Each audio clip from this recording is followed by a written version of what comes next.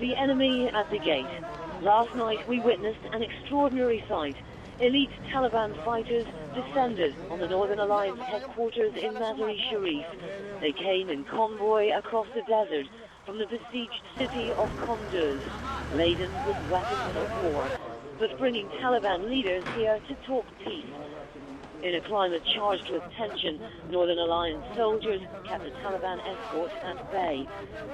Inside, General Dostum, commander of the Northern Alliance for northwestern Afghanistan, and the Taliban leader in Kunduz, Mullah Fazl, invited our cameras in to announce the Taliban's surrender of the city. The Taliban leader said he represented both the 10,000 Afghan Taliban and the 3,000 foreign fighters trapped in Kunduz. Both the Taliban and the Northern Alliance leaders agree that this meeting marks the end of fighting in Kunduz. And they say they hope it will mark the end of the war in Afghanistan. However, what is not clear is what will happen to the 3,000 foreign fighters currently in Kunduz.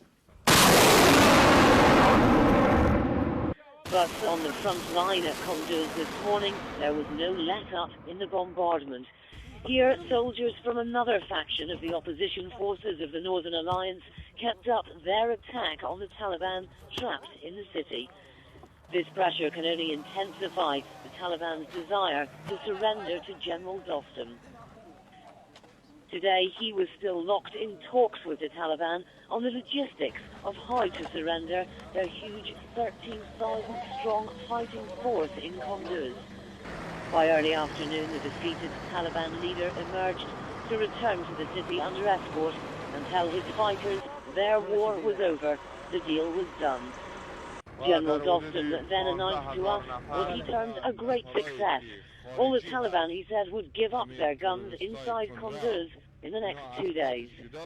General Dostum has confirmed that he will send a force of 5,000 Northern Alliance soldiers to Kunduz on Saturday to collect the weapons of both the local and the foreign Taliban fighters. There will be no amnesty for foreign Taliban, and they will be brought here to Mazar-e-Sharif to be imprisoned. But there is still a real danger that those foreign Taliban, knowing the only option on surrender is an Afghan jail, will decide instead to fight to the death. Andrea Catherwood, ITN, Mazar-e-Sharif, Northern Afghanistan. To witness the surrender.